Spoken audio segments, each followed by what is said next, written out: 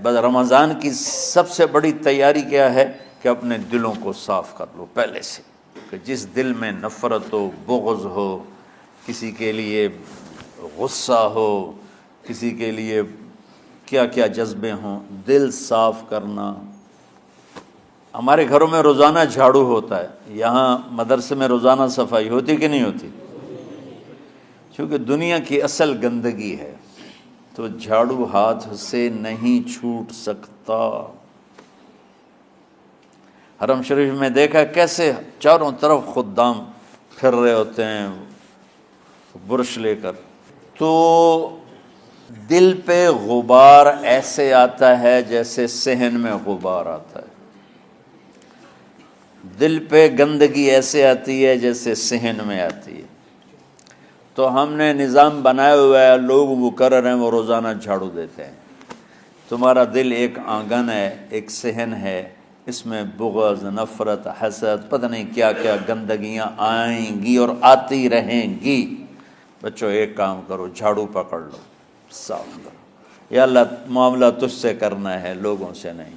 کسی نے برا کہا، کسی نے غیبت کی، کسی نے گالی دی، کسی نے دھکا دیا، کسی نے حق مارا، کسی نے کچھ کیا، یا اللہ تیرے سپرد میں نے اپنے دل کو سب سے صاف کیا، میں نے اپنے دل کو سب سے صاف کیا۔ یہ اتنی بڑی عبادت ہے کہ بڑے بڑے نفلوں والے، تہجد والے، حج عمرے روزے والے تمہیں نہیں پکڑ سکیں گے، کیونکہ اس کا کرنے والا دنیا میں کوئی نہیں۔ نفل پڑھنے والے تو بے شمار ہیں، عمرے کرنے والے بے شمار ہیں، علماء بے شمار ہیں، حاجی بے شمار ہیں، سخاوت کرنے والے بے شمار ہیں، لیکن اس ٹکڑے کو صاف کرنے والا لاکھوں میں ایک بھی نہیں ہے۔ مشکل کام ہے، آپ یہ سیکھ لیں، صاف کرو، صاف کرو، صاف کرو۔ یہ رمضان کی سب سے بڑی تیاری اور علم کو حاصل کرنے کی سب سے بڑی چابی ہے کہ اپنے دل کو کھلا کر لو۔ کوئی چیز خالی ہوگی تو کچھ آئے گا۔ جس دل میں بغض بھرا ہو، نفرت بھری ہو، حسد بھرا ہو، کینہ بھرا ہو، اس میں خاک آئے گا، اس میں تو علم کی ایک کرن بھی نہیں آئے گی۔ اس زبان سے چاہے جتنے مرضی موتی بکھیرے، دل اس کا اندھا ہوگا۔ لا تعمل ابصار ولکن تعمل قلوب التي في الصدور۔ یہ آنکھوں سے اندھے نہیں، دل سے اندھے ہیں۔ تو بچوں اپنے دل کو صاف کرنا سیکھو۔ وہ کتنی مشہور حدیث ہے، آپ نے کہا اس دروازے سے ایک جنتی آ رہا ہے، تو ایک انصاری صحابی داخل ہوئے، جوتا ہاتھ میں، داڑھی میں وضو کا پانی۔ اگلے دن اس دروازے سے ایک جنتی آ رہا ہے، تو ایک صحابی آئے، ہاتھ میں جوتا، داڑھی میں وضو کا پانی۔ وہی صحابی اگلے دن اس دروازے سے ایک جنتی آ رہا ہے، تو وہی صحابی 3 دن جنت کی بشارت لی انہوں نے۔ اس صحابہ کی جماعت میں ایک شخص ہیں جن کا نام ہے عبداللہ بن عمر بن عاص۔ ان سے بڑا عبادت گزار صحابہ میں کوئی نہیں تھا، نہ سابقین میں نہ متاخرین میں، نہ پہلوں میں نہ بعد والوں میں۔ ان کی عبادت کیا تھی؟ ساری رات جاگنا، سارے دن کا روزہ، اور ایک ختم قرآن صبح سے شام تک۔ اتنی اللہ نے طاقت دی تھی۔ پھر وہ غلوب والی بات آ گئی، ایکسٹریم ہونے والی بات آ گئی۔ ان کی شادی والی رات حجلہ عروسی میں داخل ہو رہے ہیں، دلہن کے کمرے میں داخل ہو رہے ہیں، اور مصلی بچھا کے اللہ اکبر، اور دیر نفل تے نفل، دیر نفل تے نفل۔ تو ان کی بیگم نے دیکھا تو وہ بھی خیر کا زمانہ تھا، انہوں نے بھی وضو کیا اور پیچھے مصلی بچھا کے وہ بھی فجر تک نفل پڑھتے رہے۔ صبح ہوئی تو حضرت عمر بن عاص رضی اللہ عنہ نے پوچھا، بیٹی رات کیسی گزری؟ کہا جی ماشاءاللہ آپ کے بیٹے تو بڑے عبادت گزار ہیں، ساری رات نفلوں میں ہی گزری۔ تو وہ ان کو شکایت کر دی۔ حضرت عمر بن عاص کو اتنا غصہ چڑھا، وہ بیٹے کو تو کچھ نہیں کہا، کتنی حکمت کی بات ہے، سیدھے گئے اللہ کے نبی کے پاس، یا رسول اللہ یہ عبداللہ دیکھیں کیسا نادان ہے، اس کی شادی کی ساری رات نفل پڑھتا رہا۔ تو آپ کہتے ہیں ماشاء اللہ کتنی بڑی بات ہے، نفلوں میں گزر گئی، رات بھی نفلوں میں گزر گئی۔ تو آپ نے حضرت عبداللہ بن عمر کو بلا کے ڈانٹا کہ تو نے مہینے میں 3 دن روزے رکھنے ہیں، بس اس سے زیادہ نہیں رکھنے، اور ہفتے میں 1 قرآن ختم کرنا ہے۔ کہا یا رسول اللہ میرے اندر طاقت زیادہ ہے۔ پھر اچھا 15 دن روزے رکھنے، کہ نہیں میرے اندر طاقت زیادہ ہے۔ آپ اس کو تھوڑا تھوڑا کر کے گھٹاتے رہے، اور وہ ہر دفعہ نہیں یا رسول اللہ میرے اندر طاقت زیادہ ہے۔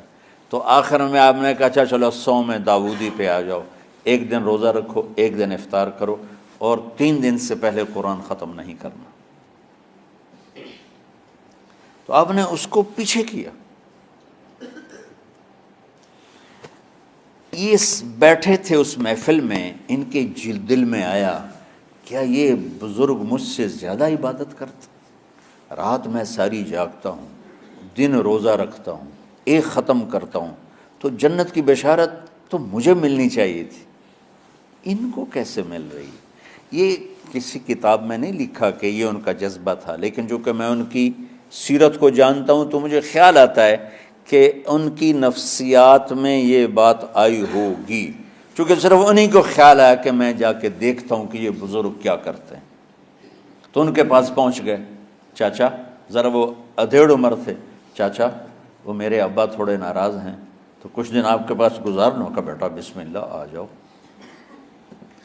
اب رات ہوتے ہی عشاء کی نماز پڑھ کے انہوں نے جلدی سے چادر اوپر لی اور یوں سراغ کر کے ان چاچے کو دیکھنے لگے ایسے کر کہ اب یہ کیا ساری رات سجدہ کرے گا، اور ساری رات روتے روتے روتے روتے مصلی گیلا ہو جائے گا، یا ساری رات رکوع کرے گا، ساری رات قیام کرے گا، ساری رات قرآن پڑھے گا، اس تصور سے یوں دیکھ رہے۔ اور وہ بزرگ صحابی تشریف لائے، سرانے پہ سر رکھا، اللہم بسمک اموت و احیا، ہو گئے۔ اب یہ دیکھ رہے ہیں ابھی اٹھیں گے، ابھی اٹھیں گے، ابھی اٹھیں گے، اٹھے نا، فجر کی اذان پہ اٹھے۔ اب یہ تو حیران پریشان ہو گئے کہ یہ کیا ہو؟ اس زمانے میں تو منافق تہجد نہیں چھوڑتے تھے ڈر کے مارے کہ پتہ نہ چل جائے ہمارے کفر کا، تو یہ چاچا جنت بھی لے گیا تو ستا بھی پیا کہ چلو کل دیکھوں گا۔ اگلی رات پھر چادر سر پہ کر کے اور یوں سوراخ کر کے لیٹے ہوئے اور دیکھ رہے۔ چاچا پھر تشریف لائے اور سرانے پہ سر رکھا، اللہم بسمک اموت و احیا، ہو گئے۔ فجر کی اذان پہ اٹھے، یہ اور پریشان ہو گئے کہ میرا نبی کا فرمان تو سچا ہے، اس میں تو شک بھی کفر ہے، لیکن عمل کیا ہے جس پر اس کو جنت کی بشارت ملی؟ 2 رکعت نفل بھی نہیں۔ اور آج کے دور میں تم میں سے ماشاءاللہ اکثر بچے تہجد پڑھتے ہیں کہ 1 رات اور دیکھوں گا، تیسری رات اللہم بسمک اموت و احیا، ہو گئی ساری رات۔ تو تیسری رات پھٹ پڑے عبداللہ بن عمر، کہنے گے چاچا میری ابا سے کوئی لڑائی نہیں تھی، 3 دن میں تیرے بارے میں سنتا رہا، جنتی جنتی جنتی۔ میں دیکھنے آیا تھا کہ آپ کیا کرتے ہیں، آپ تو کچھ بھی نہیں کرتے ہو، ساری رات سوتے رہتے ہو، اب کیا کرتے ہو؟ میں نے کہا بیٹا یہی ہے جو تم نے دیکھا ہے۔ اب ان کو سمجھ میں نہیں آ رہا کہ یہ جوڑ کیسے بٹھاؤں، ادھر جنت کی بشارت، ادھر ساری رات خراٹے، اب یہ اس میں جوڑ کیسے بٹھاؤں، کیونکہ نبی کی بات تو غلط ہو نہیں سکتی۔ تو اب وہ نا ایسے نا بڑے بے دل سے ہو کر واپس مڑے، پتہ نہیں کی چکر ہوئے گی کوئی گل۔ جب وہ دروازے تک پہنچے تو کہنے لگے بیٹا ادھر آنا، واپس آ گئے۔ کہا میں تمہیں اصل راز کی بات بتاتا ہوں۔ کہا کیا ہے کیا ہے؟ تو یہاں ہاتھ رکھا، کہا یہ جو دل ہے نا اس میں کسی انسان کی نفرت نہیں۔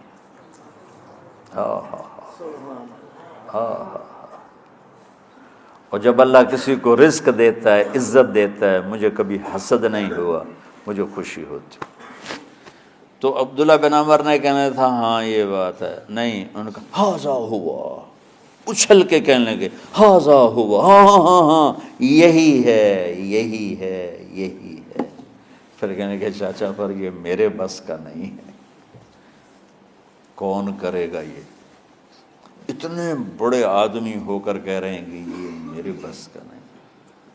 تو بچوں، دنیا میں جنتی بننا ہے اور علم اللہ سے لینا ہے تو اسے صاف کر دو، سب کی نفرت سے۔ اس نے مجھے یہ کیوں کہا، اس نے مجھے یوں کیوں دیکھا، اس نے میرے بارے میں یوں کیوں کہا، اس نے میرے بارے میں یہ کیوں لکھا۔ جس کی تعریف ہوتی میری کتنی برائی ہوتی، صرف تعریف تو نہیں ہوتی، بھرا پڑا سوشل میڈیا مجھے گالیاں دیں۔ اللہ کے فضل سے میرے دل میں ایک ذرے کے برابر کبھی کوئی منفی جذبہ نہیں آیا، آئے تو میں دھو کے صاف کر دیتا ہوں، یا اللہ میں نے اپنے دل کو صاف کیا، میرا معاملہ تیرے ساتھ ہے، کسی کے ساتھ نہیں۔ یہی آپ رمضان کی سب سے بڑی تیاری، علم کے حاصل کرنے کا سب سے بڑا ہتھیار آپ کو یہ نہیں ہے کہ تمہیں کتابیں یاد ہو جائیں، تمہیں اشعار یاد ہو جائیں۔ تو ساری امت سے کہتا ہوں رمضان کا استقبال کرو دلوں کو صاف کر کے، نفرتوں کو مٹا کے، مذہبی نفرت، دنیاوی نفرت، رشتوں کی نفرت، بول چال کی نفرت، سیاست کی نفرت، لین دین کی نفرت، ان سب سے اپنے دل کو صاف کرو تاکہ رمضان میں اللہ نے علم اتارا، اللہ تعالیٰ آپ کو علم عطا فرمائے، اور باقی لوگ جو عام دنیا میں زندگی گزار رہے ہیں ان کے دلوں میں اللہ رمضان کا نور اتارے اور ہدایت کا نور اتارے۔ یہ سب سے بڑی تیاری ہے اس کی۔ اور کسی سے گلہ ہے، غصہ ہے، ناراضگی ہے، کسی سے بولتے نہیں ہو، ابھی سے شعبان آ چکا ہے، آپ شعبان سے رمضان کی تیاری شروع فرما دیتے تھے، تو اس کی تیاری کیا ہے؟ وہ دلوں کو صاف کرو، معاف کرو، معافی مانگو، تمہارا قصور نہیں پھر بھی معافی مانگ لو، دلوں کو صاف کرو، اور اللہ سے سخاوت مانگو کہ اللہ کو سخی بھی پسند ہے اور صاف دل والا بھی پسند ہے۔